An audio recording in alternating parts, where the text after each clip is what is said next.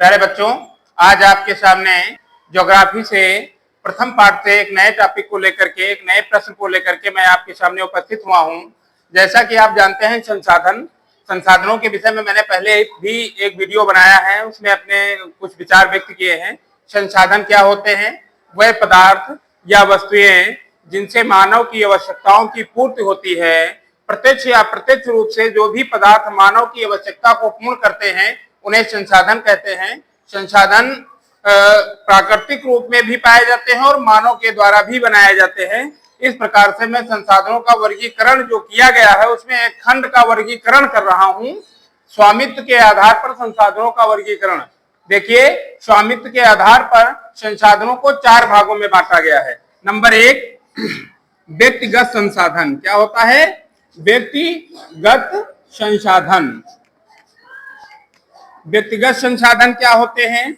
वे संसाधन या वे सभी पदार्थ जिन पर किसी एक मानव का अधिकार होता है, जिनका स्वामित्व एक व्यक्ति के हाथ में होता है, अर्थात जिनका स्वामी एक व्यक्ति होता है, ऐसे संसाधनों को व्यक्तिगत संसाधन कहते हैं। जैसे किसी का खेत का टुकड़ा, भूमि का टुकड़ा या मकान या 4 व्हीलर, अपनी कार, मोटरसाइकिल, ऐसे संसाधन जिन पर एक ही व्यक्ति का मालिकाना हक होता है उसे व्यक्तिगत संसाधन कहते हैं। अगर आप इतनी बात को लिखते हैं, अच्छे शब्दों में लिखते हैं, तो कहीं न कहीं आपका आंसर एकदम सही जाएगा। नंबर 2 होता है सार्वजनिक संसाधन। क्या होता है? सार्वजनिक संसाधन। ये क्या होता है? इनके विषय में हम जानेंगे। वह संसाधन जिन पर संपूर्ण समाज का या संपूर्ण समाज के लोगों का अधिकार होता है या उनके नियंत्रण में होते हैं, इनका रक्षण करते हैं, उपयोग करते हैं, ऐसे संसाधनों को सार्वजनिक संसाधन कहते हैं। इसमें मेले का मैदान भी आ सकता है, गांव का सामुदायिक स्वास्थ्य केंद्र, प्राथमिक शौचालय या फिर भूमि का एक पार्क स्थल, छोटा टुकड़ा। ऐसे भाग जो गवर्नमेंट के होते हैं, जिन पर संपूर्ण समाज का अधिकार होता है, उन्हें सार्वजनिक संसाधन कहते हैं। अब इसके बाद में मैं तीसरे पार्ट का वर्णन करूंगा, जिसे कहते हैं राष्ट्रीय संसाधन। इससे क्या समझते हैं, ये क्या होता है, इसके विषय में भी जानेंगे। राष्ट्रीय संसाधन क्या होते हैं, इसके विषय में आपको बताएंगे। वह संसाधन जिन पर एक राष्ट्र का अधिकार होता है या जिन पर स्वामित्व एक राष्ट्र का होता है, ऐसे संसाधनों को राष्ट्रीय संसाधन कहते हैं। जैसे किसी राज्य की कोई प्रमुख नदी या फिर अन्य चीजें जिन पर राष्ट्र का कोई विशेष अधिकार होता है, ऐसे संसाधनों को राष्ट्रीय संसाधन कहते हैं। इसमें राज्य के द्वारा बनाए गए राजमार्ग, पुल आदि चीजें भी शामिल की जा सकती हैं। अब चौथा पार्ट मैं आपको बताऊंगा अंतरराष्ट्रीय संसाधन। क्या होता है? अंतरराष्ट्रीय संसाधन। इसमें क्या हम देखेंगे? ऐसे संसाधन, अंतरराष्ट्रीय संसाधन वे संसाधन कहलाते हैं जिनका उपयोग संपूर्ण विश्व के लोग बिना किसी बाध्यता के करते हैं, अर्थात पूर्ण स्वतंत्रता के साथ संपूर्ण विश्व के लोग ऐसे संसाधनों का उपयोग करते हैं। इन पर स्वामित्व संपूर्ण विश्व का होता है, किसी एक व्यक्ति का नहीं होता है। ऐसे संसाधनों को अंतरराष्ट्रीय संसाधन कहते हैं। इसके अंतर्गत हम इंटरनेट को शामिल करते हैं, रखते हैं। इसके अंतर्गत महासागरों का जल रखते हैं, इसके अंतर्गत सूर्य के प्रकाश को रखते हैं और इसके अंतर्गत हम वायु को भी रखते हैं। इस प्रकार से स्वामित्व के आधार पर संसाधनों को 4 भागों में विभाजित किया गया कि संसाधन के बिना मानव का जीवन संभव नहीं है। कोई भी पदार्थ जो मानव की आवश्यकता पूर्ति करता है उसे संसाधन कहते हैं, और बिना संसाधन के, वो जल हो, वायु हो, सूर्य का प्रकाश हो, मिट्टी हो, खनिज हो या अन्य बहुत सारी चीजें जो मानव अपने दैनिक जीवन में जिनका उपयोग करता है, उनके बिना मानव का विकास नहीं हो सकता है और उसके जीवन को आगे नहीं बढ़ाया जा सकता है। अब ऐसे विषय में मुझे ये सोचने की आवश्यकता है कि संसाधन क्यों बचाने चाहिए, अर्थात संसाधनों का संरक्षण हमें क्यों करना चाहिए और संसाधनों का सतत पोषणीय विकास क्या है, संसाधन संरक्षण से इसका संबंध क्या है। अब आपको ये समझने के लिए सबसे पहले ये समझना चाहिए संसाधनों का निर्माण होता कैसे है। देखिए, मैं आपको बताऊंगा कि संसाधन, जो प्राकृतिक संसाधन होते हैं जिनको प्रकृति के द्वारा बनाया जाता है, वे सभी संसाधन 1-2 वर्ष, 10 वर्ष, 50 वर्षों में इनका निर्माण नहीं होता है।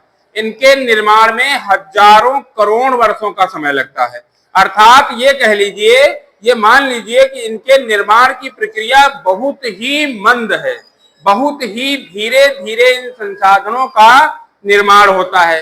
अब ऐसी दशा में जब इनका निर्माण बहुत धीरे धीरे होता है और वर्तमान समय में इनकी डिमांड बहुत है, इनकी मांग बहुत अधिक है, अब हमें ये तो ध्यान रखना होगा कि जिस चीज की आवश्यकता मुझे हर समय होती है और वो सामान मेरे लिए धरती पर या हमारे आसपास के क्षेत्रों में कम उपलब्ध है, तो उस संसाधन, उस सामान का या उस वस्तु का उपयोग हम कैसे करें कि मेरी आवश्यकता पूर्ण भी होती रहे और आने वाले लोगों के लिए संसाधन बचते भी रहे, संरक्षित भी होते रहे।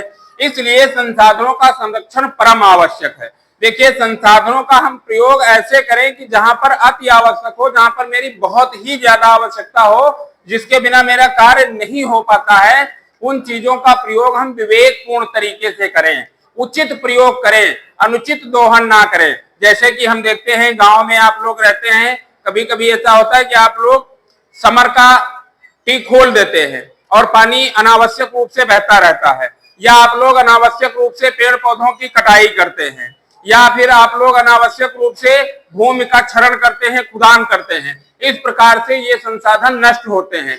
खेती में खेती क्रिया आधुनिक रासायनिक हो गई, जिसके माध्यम से हम लोग रासायनिक खाद और कीटनाशकों का अत्यधिक प्रयोग करके भूमि की उर्वरा शक्ति को धीरे धीरे कम कर रहे हैं। हम चीजों का प्रयोग करें, उत्पादक का युग है, उत्पादनशील प्रगतिशील समय चल रहा है, लेकिन ये ध्यान रखें कि हमें कितनी मात्रा में किस चीज का प्रयोग करना है। इस प्रकार से हम संसाधनों का प्रयोग करेंगे तो संसाधन संरक्षित रहेंगे और संरक्षित संसाधन जो हैं, यही आपका अगला टॉपिक जो आपके सामने आएगा, सतत पोषणीय विकास। ये एक बहुत ही महत्वपूर्ण विषय है। सतत पोषणीय विकास या सतत पोषणीयता क्या है? देखिए, इसको ध्यान दीजिए। जब हम ये देखते हैं कि हमारे आने के बाद में मेरी भी कोई अगली पीढ़ी होगी, मेरे भी बाद इस पृथ्वी पर कोई आएगा और अपने जीवन को जिएगा, इसलिए हम ऐसे वस्तुओं का प्रयोग करें, वस्तुओं का ऐसे उपयोग करें कि मेरी आवश्यकताएं तो पूर्ण होती ही रहें, लेकिन ये भी मुझको ध्यान में रखना चाहिए, ये भी मुझको ध्यान रहे कि आने वाले लोग भी जो हैं, हमारी पीढ़ी के जो आने वाले लोग होंगे, वो भी इन संसाधनों का प्रयोग करेंगे, उनको भी संसाधनों की आवश्यकता होगी। अर्थात एक पीढ़ी के लोग जब आने वाली पीढ़ी के लोगों के विषय में चिंता करके संसाधनों का प्रयोग करेंगे, तो ऐसे संसाधनों के प्रयोग को सतत पोषणीय विकास या संसाधनों की सतत पोषणीयता कहते हैं। इस प्रकार से हम आज ये जान पाए कि कैसे हमें संसाधनों का संरक्षण करना है, हमें संसाधनों का संरक्षण क्यों करना है, आखिर क्या कारण है जो संसाधन हमको बचाने हैं।